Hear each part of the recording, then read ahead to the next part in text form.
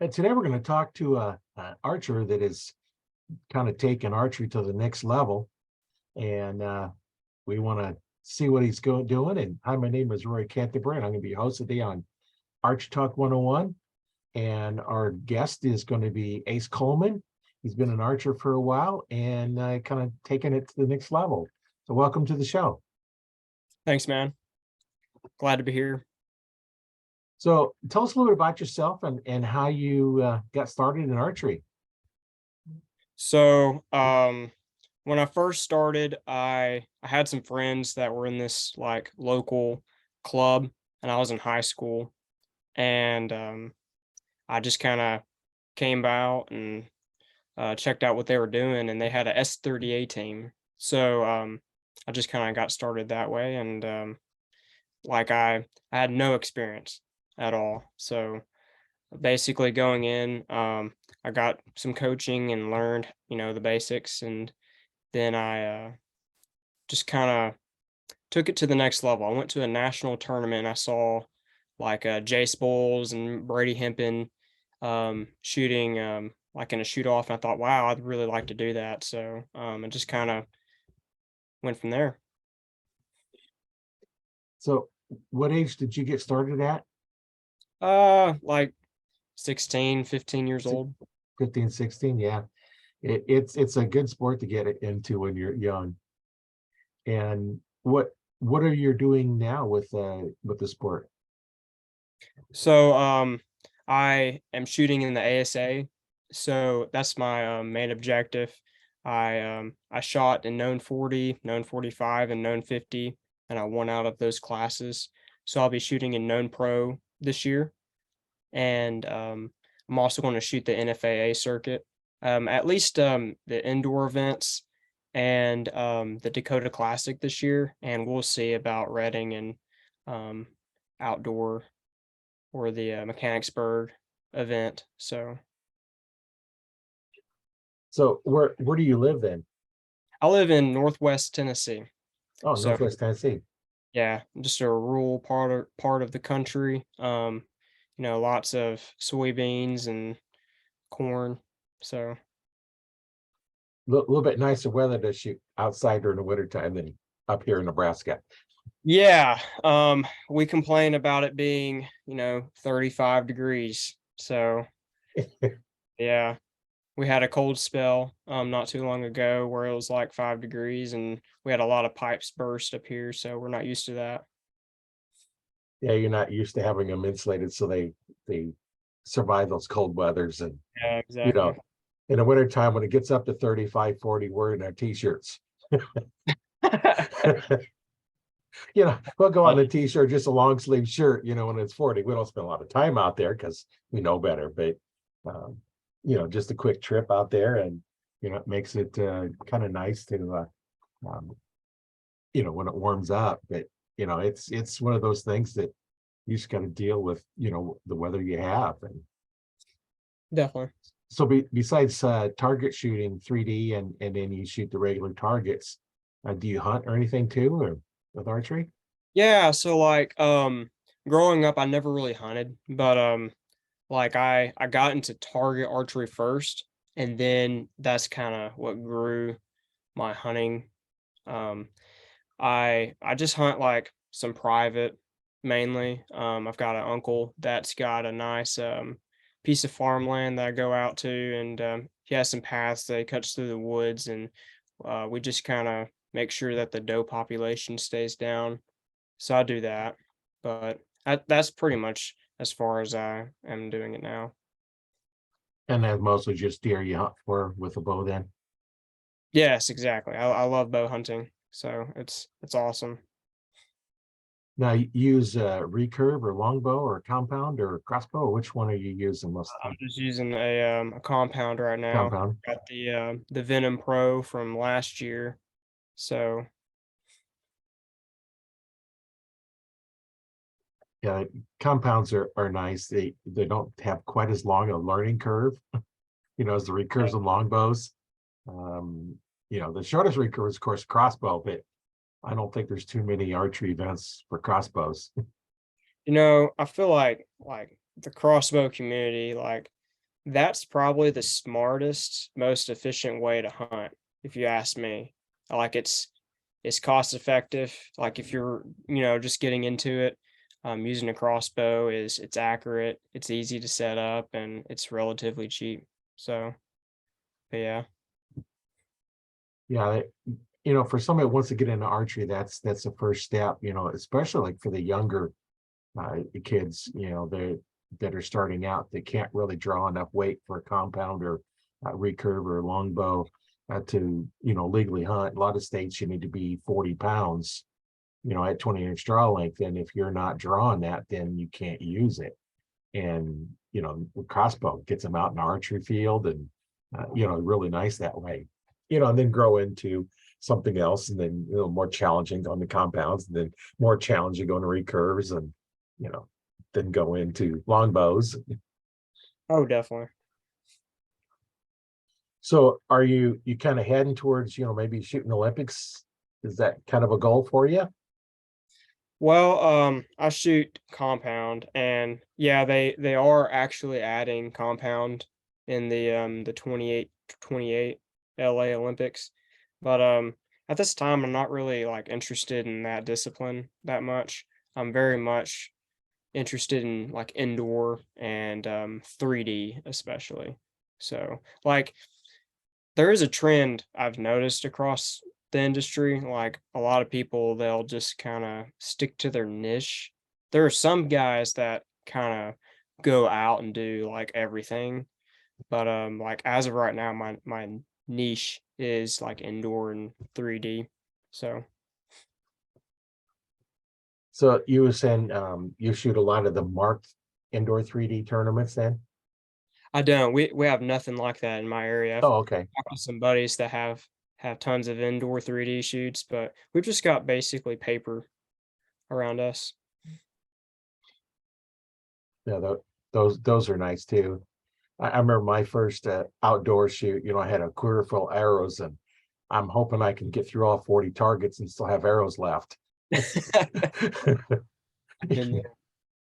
Yeah, we've all been there. And then as you get a little bit better, then it's like, okay, I made it through. I didn't lose any arrows. And then it's like, okay, let me see if I can go through shooting the same arrow on all of them, just pick the same one. And when you're shooting aluminums, that you have to constantly test them because they bend on you. Mhm. That's what's nice about the new carbon arrows is, they're basically straight or broke. And There's I've got there's no in between. this guy that runs my local archery shop. His name is Bill Herney, and he runs a shop called Bill's Archery. And he was telling me this story of drawing like 85 pounds back in the day for these 3D tournaments, shooting these aluminum arrows, and like he would carry like 4 dozen aluminum arrows with him because they would always bend. Yeah. 'Cause yeah, so I mean, it's a lot different now. Carbon arrows are really awesome. They just bend back straight every time. So Yeah, I know. I started out in the 60s before you had aluminum arrows. It's wood arrows and either longbow or recurve. That was your options. And it wasn't until the 70s when the first compound started coming out. And then I started shooting the compound. And then, I still have a recurve. I actually still have my very first recurve. And then I have another one that I set up for bow fishing. It's I shoot them differently. When you pick up one bow, you shoot it one way. You pick up a different style bow, you shoot it differently. And I just with the recurve, it's all instinctive. Look at the target, draw back, and shoot. I yeah, don't use the string walking or using the tip as a reference. And there I'm putting sights on it, and I just completely do that. And when you're bow fishing, you know you don't have time to find a sight. You just got to no, drop and shoot. yeah, exactly. You gotta. The biggest thing with that is aim low. That's the Right. biggest thing. So do you do any bow fishing then? Yeah, we have a local, like I said, I joined a S30A team when I first started, and that's out of Covenant Ranch here in Paris, Tennessee. And it's like an outdoor ministry. Um, we basically bring in kids who are inclined to hunting, and we have a bow fishing camp. So we're actually just outside of Land Between the Lakes in like Paris Landing area in Tennessee. So we've got this huge um, public land for hunting and just a huge network for bow fishing and actual fishing tournaments and just recreational fishing. So, but yeah, I don't do a lot of it now, but when I was younger, I used to for sure. I'm in college right now, so I kind of have a full plate, bow fishing's like dessert. Yeah. So if they wanted to get a hold of you, if they're in the Tennessee area and want to get a hold of you to get their kids in that program, how would they get a hold of you? Facebook and Instagram are the best places to go. On Facebook, just look for Ace Colman, and on Instagram, look for the Ace Colman, and you'll find me. Just shoot me a message. I'm very active on social media, so I try to get back with everyone that has questions.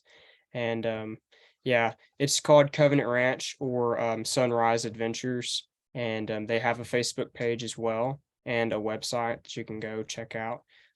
They've got different types of camps. Um, and the whole idea is we're just trying to make people look for Christ through the outdoors. So That sounds like a really good goal to, get kids involved in that and get them out doing something besides the thumb exercises, playing video games. yeah, exactly. I used to be that guy. You have to understand, like I didn't grow up hunting. I grew up playing video games and I was just absorbed by that. And um I had a bunch of friends that were like, into hunting and stuff like that. And I just kind of like got drawn into that. And now I love it. It's more fulfilling to me. So, Yeah, there's, you look at people that they're sitting there playing archery games on the video game, and it's like, get a real bow and shoot a real bow, and yeah, it's it's just completely different. a whole different technique, and it requires a lot more, um, you know, attention to what you're doing. Yeah. So, what is your most memorable shoot you went to? Okay. Well, when you asked that question, it was my first shoot ever. Okay. So, it was April 1st, 2017. Um, First 3D tournament ever. Probably been shooting for like a couple months or so. And the reason it's so memorable is because of something I did. I shot an arrow and I did not have a great foundation at this point. I was still learning a lot. Probably had target panic and was punching the release and flinching a lot. But I I had this shot where I shot the black buck ASA Delta McKenzie target, and its head was faced like this way. And I shot it right in the nostril. I'm talking like perfect inside out of the nostril. I took a picture of it. And yeah, I shot like 100 out of 200. So I dropped 100 points from even. So it's like basically half half fives. So I hit the body on at least half of them, and then I guess the other half was about an 8 or a 10 or so. But yeah, humble beginnings. Well, we all have to start there, and um, now what's the best shoot you've been to where you've done the best score? Well, best score. Well, it depends on the distance. Let's see here.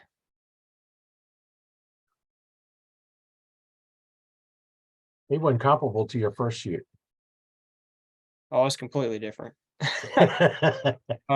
Completely different. Yeah, I think my best score, I've shot like some 45 ranges. I've shot 32 up, which is a 232 in ASA. That's only missing uh, like four. I think that's right. 4 12s out of the entire range. And I've shot like a 34 up, and I think I've shot a 36, but I might be stretching it there. But I know I've shot a 34 up once. I went to a tournament once and it was really dark, and we had this like javelina target, and it was like the first target. It was like up in the woods, like up in this hill, and I I just drew back and I couldn't even see like the rings. I just kind of put the pin where I thought it should be and I hit 12, and then I just kind of almost hit every single 12 in that range that day. It was a hard course. It was a lot of up and down. It was over in South Carolina, I think. I go over there. I used to go over there a lot. They have something called the Baker Archery Circuit, and it's like this guy named Jason Baker. He's hosting these big money 3D shoots. Um, so when I was an amateur, I really wanted to up my game and learn how to just say, okay, we're going to invest the entry fee, invest the gas, and we're going to learn something. So yeah, I think that kind of helped me a lot. But yeah. So to answer your question, 32 and 34 up on a 20 target range. Okay. Now, some of our listeners may not know what that is. Can you explain it? Yes. Okay, so in the ASA, we shoot 20 targets in one round, and in a pro-am, a national event, you'll shoot 2 days of that. So even is a 200. That's shooting, the 10 ring 20 times. And when you shoot up, you're shooting some of the bonus rings. So like 2 up is you're hitting one 12 ring and the rest 10s basically. And then if you shoot down, you're shooting less than all 10s. So if you shoot an 8, that's -2. If you shoot a 5, that's -5 points. And so the highest you can possibly shoot is 40 up, which is almost impossible. I'm sure it's going to happen in my lifetime, but it's basically hitting all 12s. So all of these circles. And on the let me see here. I might be able to pull up a nah, we'll just talk about it. But Yeah. Yeah. yeah, Those 12 range are like a 1 inch diameter circle, aren't they? exactly. Yeah. And you've got one that's a upper 12 and one that's a lower. And you've got one in the center, and in ASA we don't count that. But yeah. So like 32 up, that's almost 40, but not quite. But it's very hard to beat, hitting almost every 12 ring for sure. Especially when you start shooting at a dark target like I have later. Those are pretty much all black targets with a little bit of white, around, the shoulder area. Yeah, if it's And completely dark, you're relying on those specs, and you gotta make sure you're looking at the right specs. I've made the mistake once where I thought I was looking at the right, little tick marks on the animal, and I hit right where I needed to hit in my mind, but I looked at it with my binoculars, and I was like, "Wow, I just shot an 8 or a 5," you know?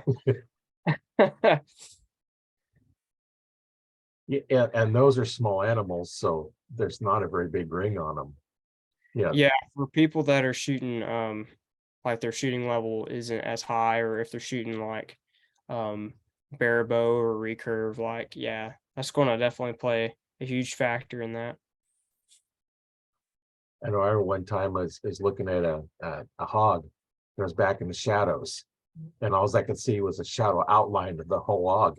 And you bring up your binoculars and you look at it, and the importance of good optics is I had some Tasco 10 by 50s, and I'm sitting there trying to adjust them, trying to see what it's at. And one of the guys that was in there, he had, I think it was a Leica or one of those, high end ones. And Sure. they were like a 7 by 35. It pulled up, look, oh, okay. Where the cheaper binoculars, I couldn't really, I'm trying to focus in, close one eye, get it, do the other one to get it focus in at the distance. And, that's the difference between having good optics and the cheap stuff. Yeah, And for sure. I've had that experience where I got a pair of like Vortex Diamondbacks, and they were 12 by 50. And I looked through them, and it looked like I had like water spots on them. I cleaned them and made sure they were clean. But then I got their like better pair, like the Viper HDs, and I got a 10 by 50. So I lowered the power, the magnification, but they were like twice the price as the other one.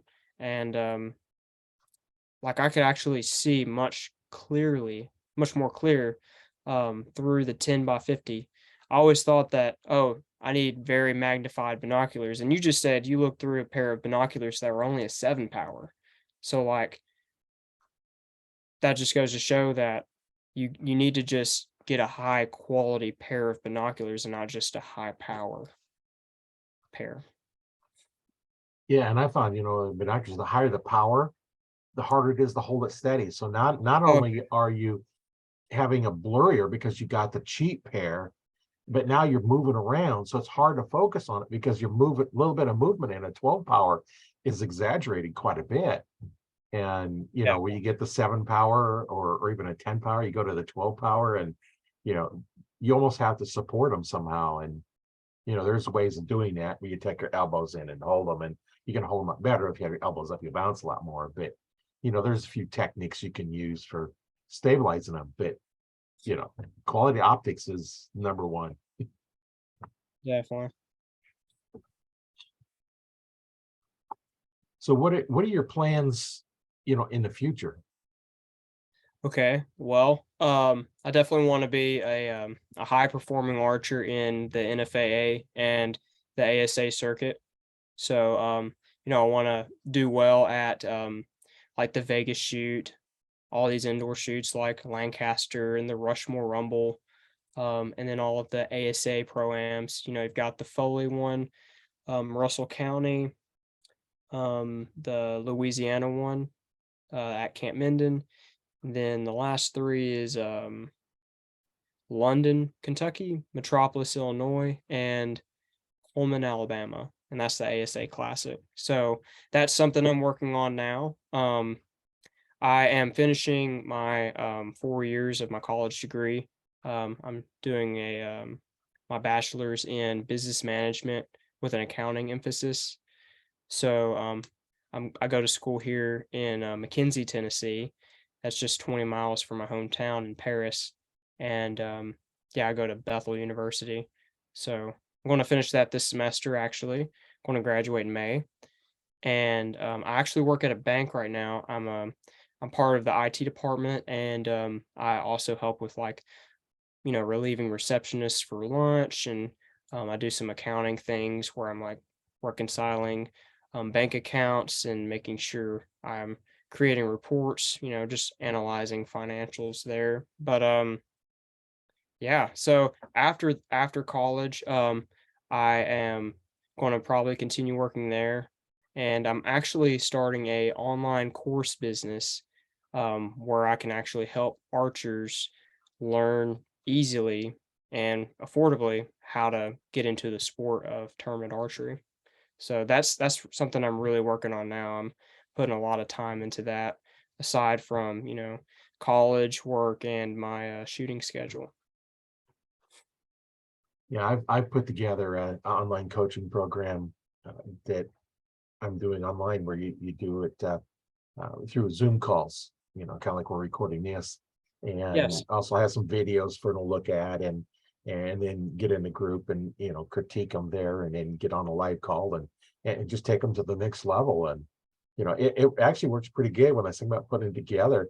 Um, my first student was in over Messenger and didn't even live in the same country. And then the first one I tested out for, a Zoom call didn't live in the United States either. So it's nice that you can help archers all over the world, and you can connect just with a Zoom call, and you can, critique them. And, nice thing about videos now is you can play them back and watch them, and the quality of the videos taken on your phones are just so good that you can pause them and look at them things and slow motion them. And when I first become an arch instructor in 95, where there's this teaching the back tension release, and so I had to learn a new technique. And um, there it was pretty much you either watch them live or possibly on a VCR tape. you know and the quality of the recording wasn't the best, and you just couldn't see it as well as so I did a lot of my teaching just being watching what they're doing, and shoot, and I'd watch one part of it and then go back, and then they'd shoot again and watch another part of it. And I think now it's going to be it's so much easier because like you can stop and watch the whole process watch it multiple times. It just makes it a lot easier to do something like that. Oh, definitely. Repetition is the key to learning. So being able to constantly go back and look at things is critical. Now, what would you say is your uh, biggest struggle in starting out and developing your skills to where you're at now? Knowledge. Um, it can be financial. Getting and knowing what equipment to get. Um, and I'd say networking. Making sure you are getting around the right people that can help you. Excel at what you're doing. And um, like a lot of people, they don't have a place to practice. I know that's a very big thing. So being able to network and find a way to have a place to practice consistently, like if you're shooting indoors or if you're like for indoor archery or you know like if you live in a city, having a local archery club to go sight your bow in for hunting. But yeah, I would say knowledge is the biggest thing, having the right knowledge and being able to create systems for what you do. So like you can go and never see an archery coach and learn everything on YouTube, but it's kind of jumbled up and you're going to get a lot of different opinions. You're going to have some people say bear shaft tuning or this is how you paper tune. You shoot your bear shaft through paper, and some guys will be like, "Oh no, you shoot it down at the target and see if it's kicked or whatever." And then some guys are like, "No, you look at the impact," and then all this stuff. And it's important to know how to weed through the weeds and have a clear system to what you're doing. Yeah, that's where it's important to get with a live person, to critique what you're doing. And there's a lot of really good videos out there that teach stuff.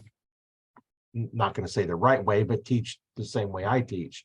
But there's a lot of stuff that's completely different. It's like, dude, that don't work. Yeah, That's not the most efficient way to do it. And you always open to different stuff, as I see different techniques and stuff, I will look at it and see. And I've tried different things. I know when I first started learning back tension release, I'm thinking, well, if you don't pull a trigger, how do you know where it's going to go? It's like I'm thinking it's like, well, you got to pull a trigger, coming from firearm world, you squeeze the trigger when you're ready to go. You squeeze while through. And then once I learned it, it's like, okay, because the whole goal in archery is store energy and an aim. That's all you do. Once you've stored the energy, that part of the job is done. Now you just have to aim and then just work on, the back tension release on it. And, I see a lot of people, they'll go to, from the wrist strap where they have their fingers above it and just slamming on the trigger. And yes, then they go to the thumb release because it's supposed to be better. And now then they have their thumb and they go slamming on the thumb trigger. yes. Oh, yes. It's and I've seen some TV hosts do that as well.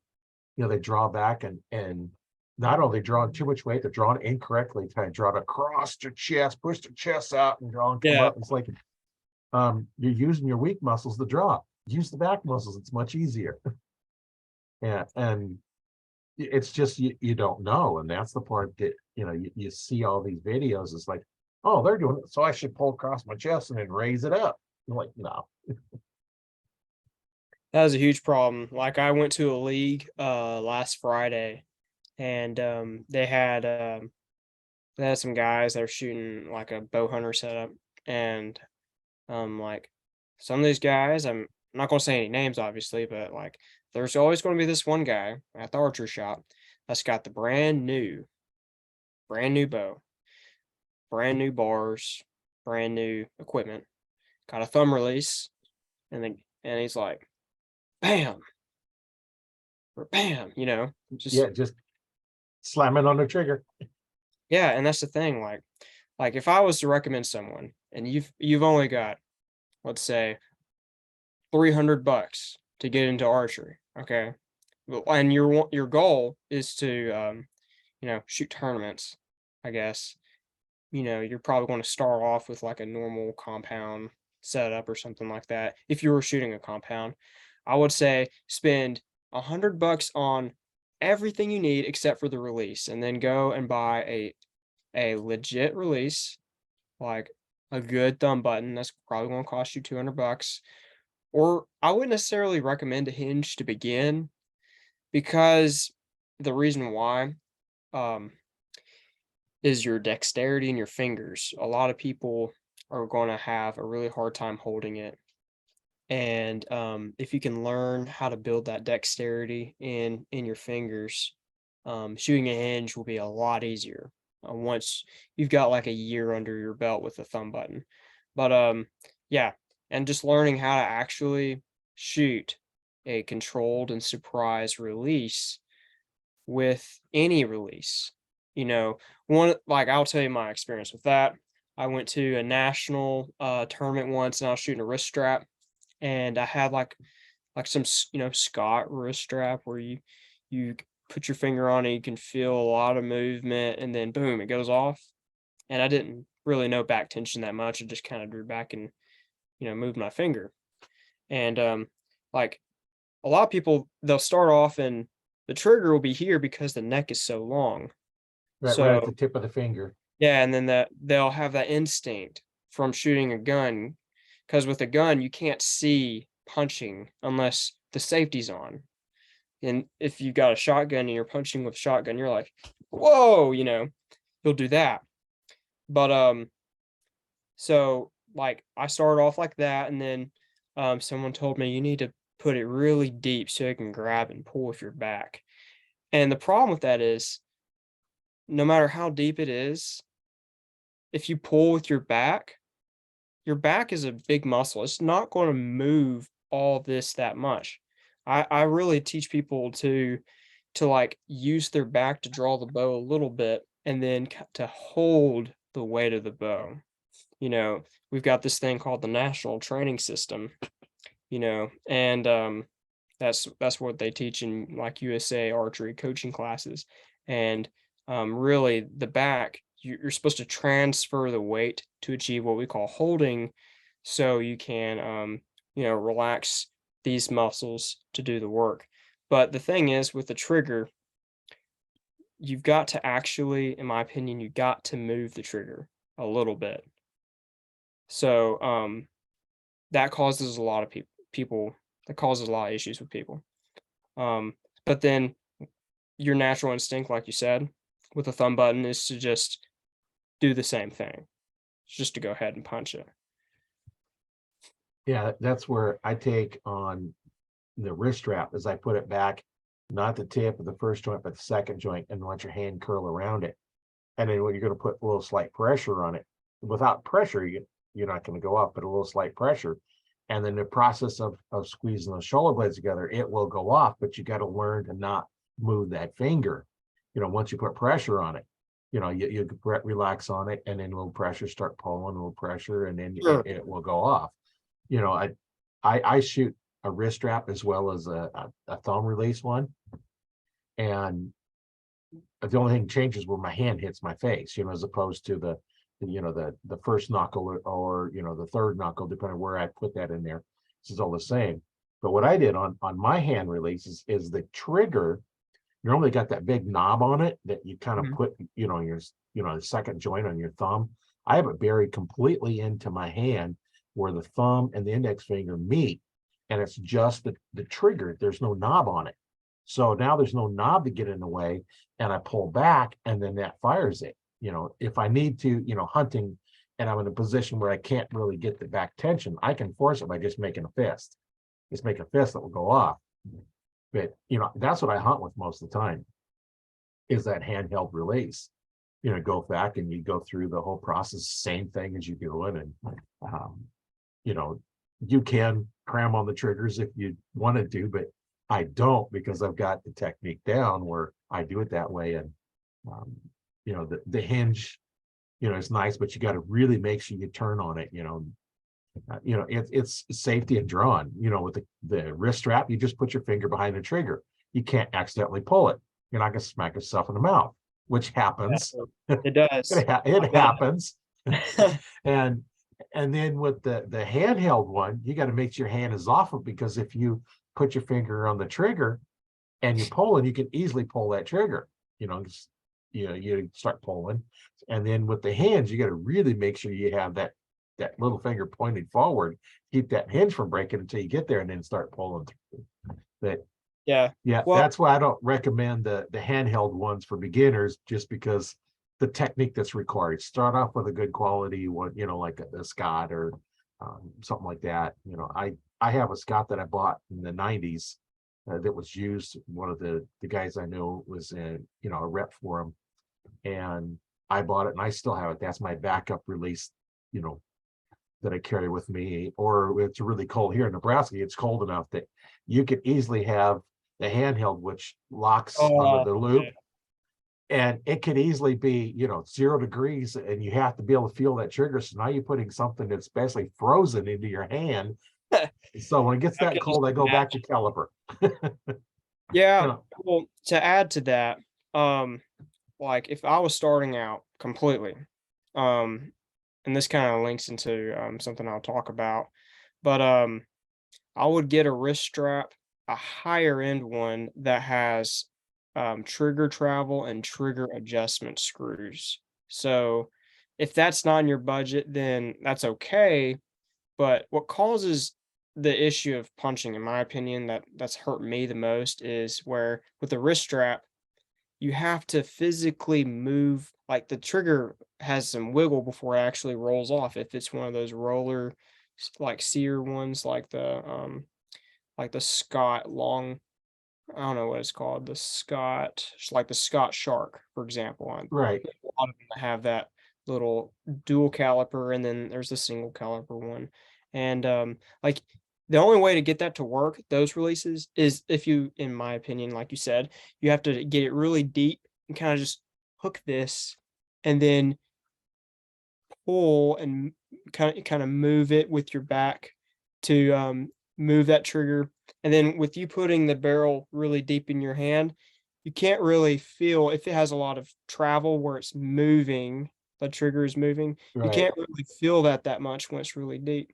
But if you have a wrist strap or thumb button that has the trigger travel adjustment, you can get it to where when you apply pressure, the trigger doesn't move. So when the trigger doesn't move and you apply pressure to it with your back, for example, it's going to stay in the same spot, and it just takes a buildup of pressure to make it go off. And then you can Right. really fine tune how light you want to rest your finger on it to do that technique. So when you have a trigger that moves and you're pulling really hard with your back, if your finger gets relaxed, the trigger, it might move a little bit, but it's not going to move that much. That's why you have Right. to lock it so deep. But if you want to have it to where you're relaxed, because you want to shoot a bow as lazy as possible, in my opinion. Right. You want to, if you want to do that, you just have to put your finger on the trigger, have it stretched out the way you'd like, and then just slowly add some pressure to it until the shot breaks. Yeah, I know whenever I shoot a release that has travel in it, as soon as I feel it starting to move, then Yes. I start thinking about the trigger, and I quit aiming. Yeah. And, Exactly. and that's why, Wow. the release I have it's got just a single pin that sticks out, and you don't feel the travel on it. It's a good quality Scott. And I shoot the Carter Chocolate Addiction, and I have a really, really hard spring. I put the hardest Yes. spring in it as you can put in there, because I don't want it to do any movement. I want to be able to have to put pressure on it. My son has one that has a softer trigger. I Yeah. can't shoot it because as soon as I put pressure on it, it's like goes off too quick. I want to have a hard trigger, and basically no movement. The whole movement from not fired to completely fired is just such a small amount, maybe like a 1/16 of an inch, that you can make it move. It's Sure. very small travel. And uh, my Scott has the adjustment for the trigger, how much travel you have on it and how much it takes to make it go off. And you can adjust the pressure in them. And, like you said, you want a hard trigger that doesn't move to fire it. You got to put pressure on it. Any movement is that way. I know when I had my store, the True Fire guys, wanted me to, carry their line of releases. And basically I told them if Walmart carries it, I won't carry it. Oh, Because I didn't want to compete against Walmart. yes. And that's what I did on most of my stuff. If Walmart carries it, I can't beat their price. So I'll carry the higher end or better stuff. So they had a handheld that they sent me to try out, and it has more travel. Oh, yeah. I know Um, exactly what it and is. it's not near as good, but it's half the price. At that time it was like a $60 or $70 release, Yeah. where the one I was shooting, wholesale was like $125. So that was like a $200 release, $150 to $200 release. It's half the price. So if you want to get into it, like you was saying, like spend the money on, on the release, because that's the part that's going to make you shoot good. Because the other bow it doesn't matter. The low end bow, high end bow, it's going to shoot the same. It's just how do you shoot it? It's all amongst, the archer is when it's controlling it. Definitely. So as far as hunting releases goes, I love a wrist strap release because I don't like my hands freezing. That's one. And the second thing is like I've shot a hinge once hunting, and I was drawn back on this deer, and I held the bow for like a minute and a half with this hinge, and my fingers were like cramping up, and I'm like, well, Yeah, if I do get the shot off, it's not going to be good. I've got all this tightness in my fingers, that usually causes me to have some misses downrange. But so I'm using the True Ball Execute wrist strap release. It's an older model. They have the execution. Um, it is a great release. It has it's basically a thumb button put into a wrist strap. It has the same adjustments of trigger travel and trigger tension. You can adjust the neck length to where it's literally like just an inch away, so you can really grab into it. Like I put the trigger on this second knuckle, right. where the joint is, and then I make sure my hand is nice and flat, and then I just anchor under my earlobe on the back of my jaw, and then just make sure I'm in my back, and then I pull against the release and shoot the bow. Basically, it's a surprise release, and I can really feel that tension build up on the trigger. With the trigger that moves, you can't really feel the build up. You just feel it Right. moving. So, but yeah, I would highly recommend look at releases like that. I know Stan makes a good one. I know Carter does make, like, I think it's the Like Mike, Michael Braden. He's a pro archer that he has a lot of educational content out there, and he really teaches to wrap and pull um with your back on a wrist strap release. He actually uses that release for tournaments. So Yeah, you can shoot them either way. It's just the technique is the same. It's just, your hands are in a little bit different position. And, nice thing about the wrist strap is, like for hunting, is you keep your hands in your pocket and keep everything warm. yes, Um, and you'll the never thing, lose your release. It's attached to your wrist. right, you're not going to drop It's it. nothing. I, I You're have not gonna dropped the drop release. That's why I carry backups in my backpack. I've dropped my release, like I'm not getting down. It's during hunting season, during hunting time. And so I just grab one of my own outs. Either I grab up my backup one, that um, um, True Fire one, or I'll grab my wrist strap and put them on, so I have those, because I leave my release on the string, because mine, it actually locks on it, Sure. so I can leave it. And nice thing about that is when I get ready to draw on it, I just find the string, and between my middle and ring finger, put the string. I can just slide down the string till I find my release. I don't have to look down it to hook up. If you have like a caliper, you have to, open the jaws up on some of them or close them and find the loop. We're Sure. on my wrist strap, it's just a hook that sticks out. that just Right. flips open. So I can find the string and go down there and find the loop, and then I can hook it on. I don't have to look at it. That's nice. I don't want to look down at my string, because when you look down at your string to hook up, you look back up, the deer be looking at you.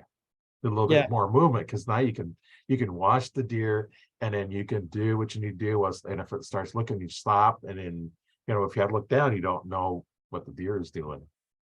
So that's an excellent point. And with the True Ball wrist strap releases, the higher end ones, they're like 150, 160 bucks. Um, the Execute, the one I have, it's got the a jaw that closes, and when you press the cocking lever, it'll actually close. But the newer one is just a hook. So you just cock it with your thumb, hook it up, and you're ready to go. yeah, I like those kind, because then you don't have to worry about, on those that just have the hook go over the push again, the straight piece. Lots of times there's not a lot of curve in there to hold the string. You're depending on the release to hold from the pressure of the two being together. Something like the jaws, you're using the jaws, the pressure of the jaws to hold it. Where the hooks, there's actually a little curve in there that they hook into, so it's easier to stay on. That's what I've seen in some of them. And then I've also seen where on some of the cheaper ones, especially the good quality ones, you don't as much, but the string actually hang up slightly on the hook as it's trying to open up. The single hook ones, actually hang up on it a little bit before it pops off, because there is a little bit of curve in there. And I've so I was like, oh, you pull the trigger, it's still hanging on to it. Yeah. That's what you're going to run into with cheap releases. And I remember one time I had a release, and I was down at the range shooting, and I'm back, at the 30-yard range. It's indoor one. We could actually go back to 40 at times if there was nobody coming in. But we're back 30 yards shooting, and I'm drawing back. And when I draw, I bend forward slightly and point my arm at the target and draw and slightly stand up. It keeps you from overdrawing and bending back. So I draw back, and I'm drawing back, and I'm about halfway back or 3/4 of the way back before it broke over. And all of a sudden, man, something went off. I didn't know what it was, because my finger's behind the trigger. Well, I noticed there's no trigger. The Oh, head of the release broke. oh man. And of course, now then with doing that, you're drawing back. My arm went up, and I shot my arrow through the ductwork in the ceiling. And I found the head of my release about 20 yards downrange. And you'd never guess what the name on the release was. Scott. Nope. True fire. True Nope. fire. What? Nope. Fail Uh, safe. Fail? Oh my goodness gracious. and I had two of them. So a machinist friend of mine, we looked at what's going on, and you have the head, and then they taper down with a little knob that holds them into things, so they'll pivot. It was so thin that aluminum was not strong enough to shoot a 70-pound bow very much without weakening it. And I had two of them. The other one was even worse than this one as far as how it worked. So he made me a new piece for it, so I could a little bit more beefy. I think I might still have them both someplace in a box of parts, but I don't use them. That's what you get when you get the cheaper stuff.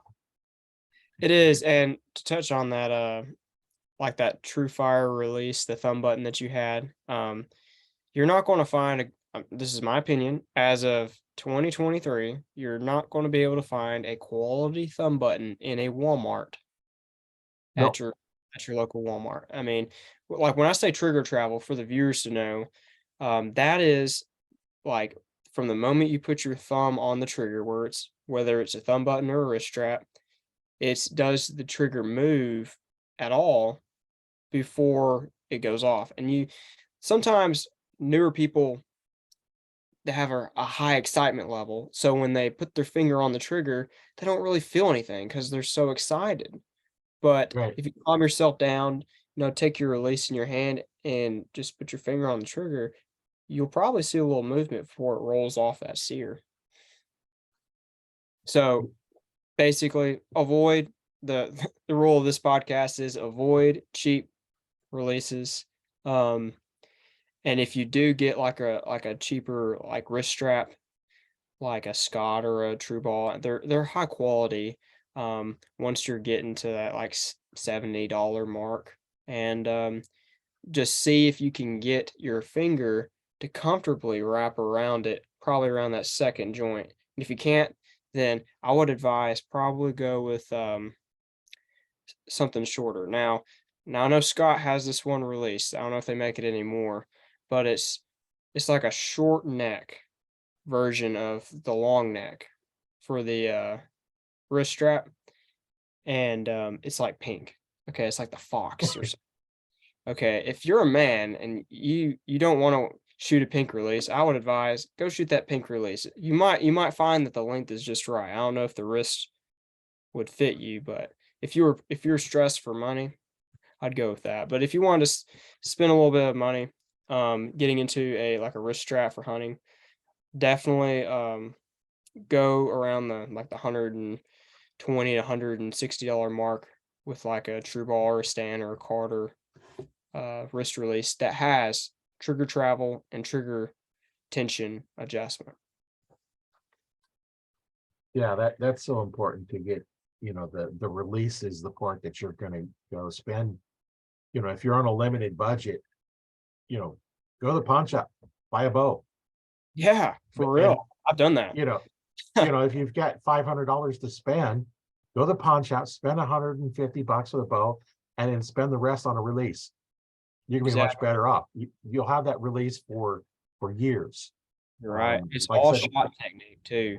Like yeah, like you could have the coolest looking bow, but if you can't shoot a surprise shot or a shot where you're able to use your back, if you're not able to use the technique properly, then it doesn't matter. It's like saying, I'm going to give this new guy I don't know, $5,000 golf club and tell him to go be Tiger Woods. That's not really going to work. You should give him like a, $50 golf club.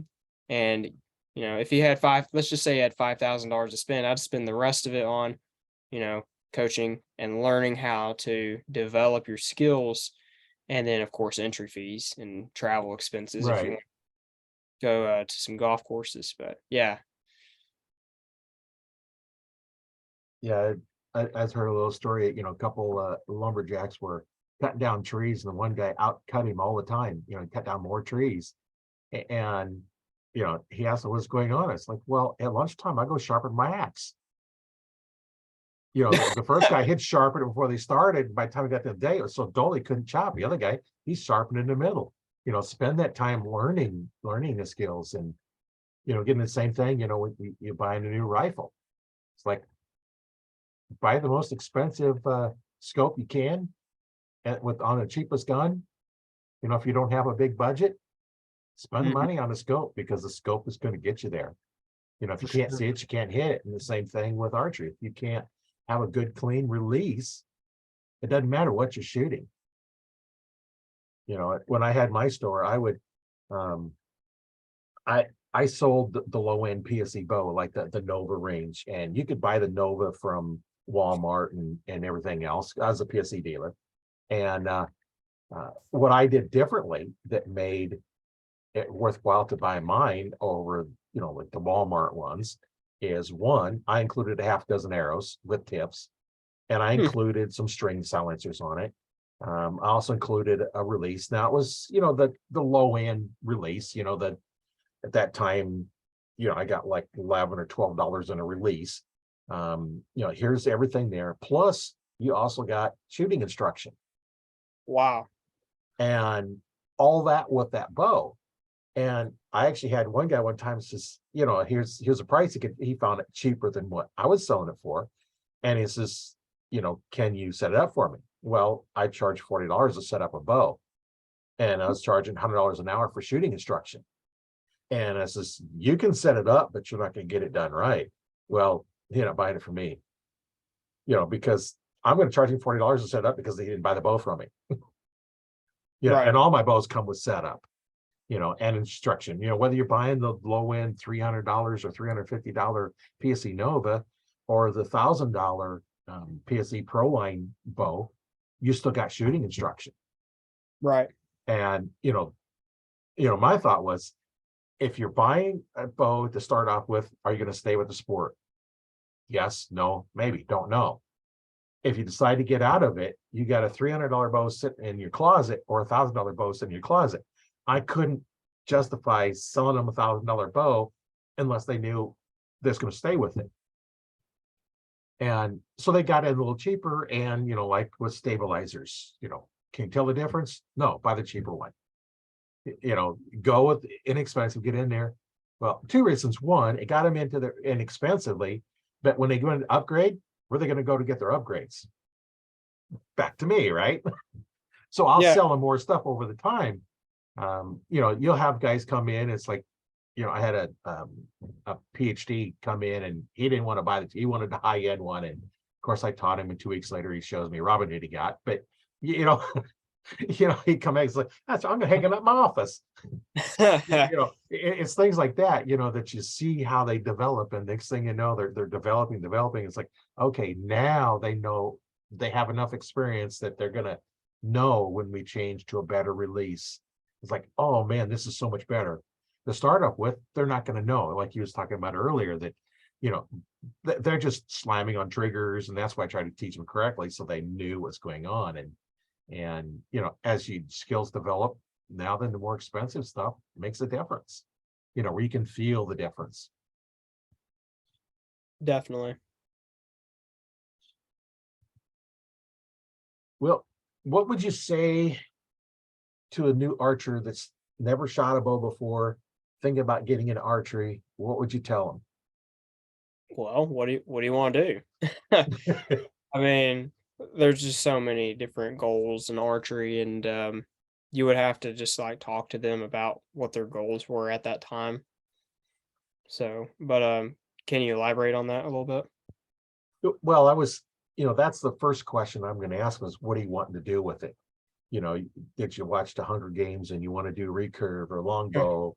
Yes. Your buddies hunt with a compound, or you just want to get into archery because you like it, is a crossbow for you. The first thing, like you alluded to, that I asked was like, okay, what are your goals? You just want to have fun, or you eventually want to compete? Or it's like, oh, okay, I want to shoot in Olympics.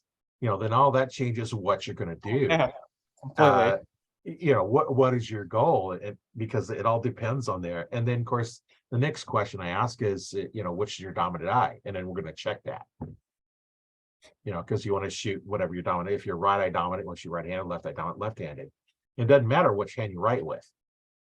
And I've had people that come in and it's like, well, they're right-handed but they're left eye dominant. It's like, well, I can't do it. It's like, you can do it, you can learn how to do it. It's going to be much better when you're starting out. I remember one time I had a couple of twins come in, and one was right-handed, the other one was left-handed. The right-hander was left eye dominant and the left-hander was right eye dominant. So they're both completely mirrored from each other. So it doesn't matter. And majority of people are right-handed, but I see a lot of right-handers that are left eye dominant. And that's the next thing that I want to do. And so once we've got that out of the way, we know which type of bow they want to get into, what's their dominant eye, so we know whether right or left-handed bow. Then what would you tell them to do next? Um, would this be someone that's like just shooting in the backyard, kind of trying things out? Yeah, somebody new that's interested in archery, like you, when you was interested in archery, where did you go? What would you tell somebody that was in your spot when you first picked up your first bow, and now you've got your bow? What would you tell them to do now? Well, find some find some friends or network with people in your area that shoot bows, and just hang out with them, learn from them, um, learn about the technique, and like other things you can do. Like you can learn about things in your backyard that you had no idea existed, right? Like like tournaments, and then of course hunting.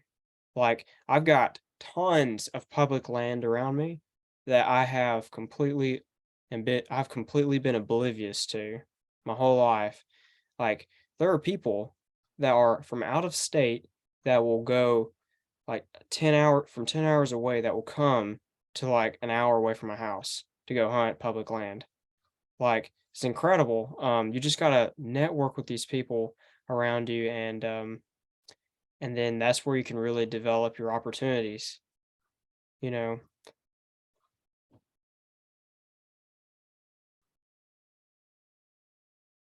Yeah, just get out there and get with the other archers. I found it, that if you're someplace shooting, you're struggling with something, another archer, even if they're a top archer, Olympic archer or a national champion, and you're struggling with something, I haven't found too many yet that won't help you. If you're Yeah. struggling with something, if they're in the middle of shooting, you want to come up and tap them on the shoulder and say, hey, I have a problem here. Yeah, you don't wanna get in someone's head like that. That is a problem with that, at a tournament level sometimes. But yeah, like I had someone, the other day, I was practicing and they came into the range, and, um, they were shooting, and, like, I noticed the person shooting had, an issue. They had a thumb button, and, they were punching the release, and I tried to explain to them the idea behind, the proper technique, and, like, I love helping people out, and, just helping them transition to, higher performance. So, Yeah, I know. I have my NFA archery instructor patch, and I keep it on my 3D rig, figuring if somebody sees that and knows that I'm an instructor, then they could, you know, so they'll come up to me and ask. But I don't go up to somebody and say, "Hey, I can fix your form."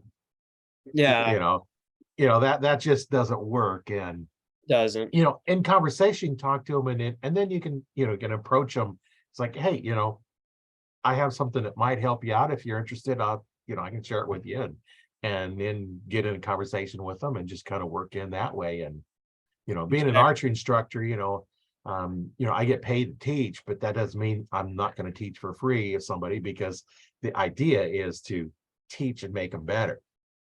If I'm doing one time here, but if we're going to meet together weekly, yeah, then I'm going to expect to get paid for it. But, um, if we're out there shooting together, we all need coaches.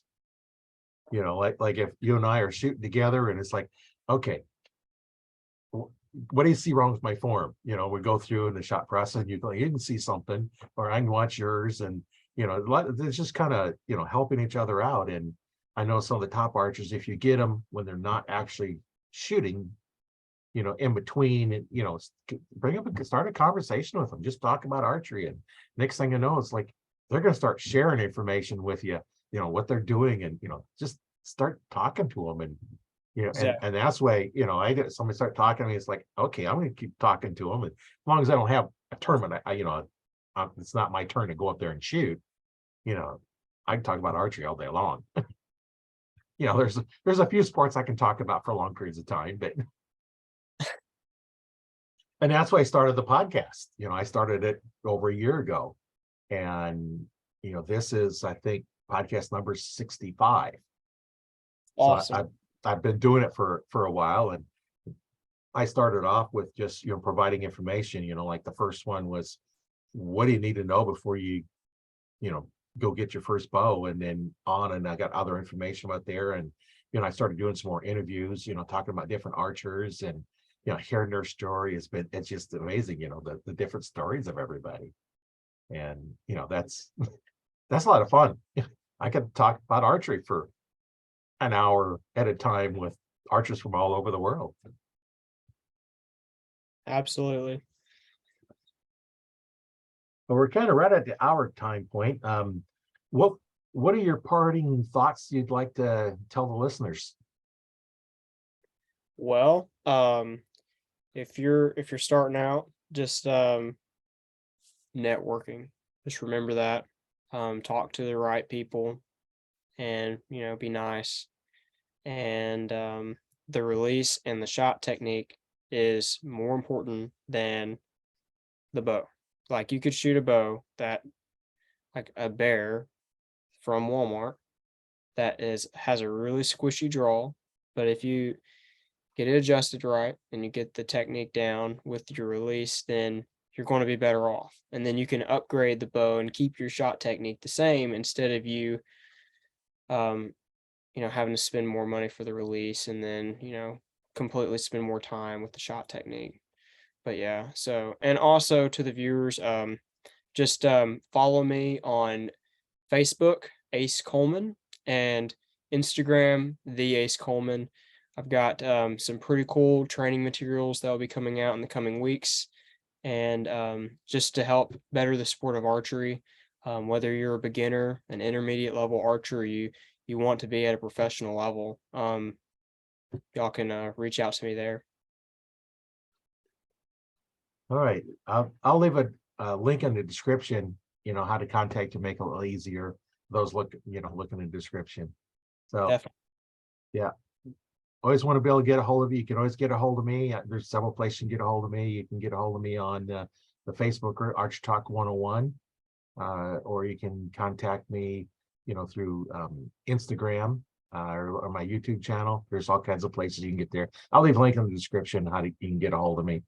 But it's you can message me and all kinds of different ways. So my name has been Roy Canterbury, and I've been your host down at Archery Talk with our special guest, Ace Colman, and we'll talk to you next time.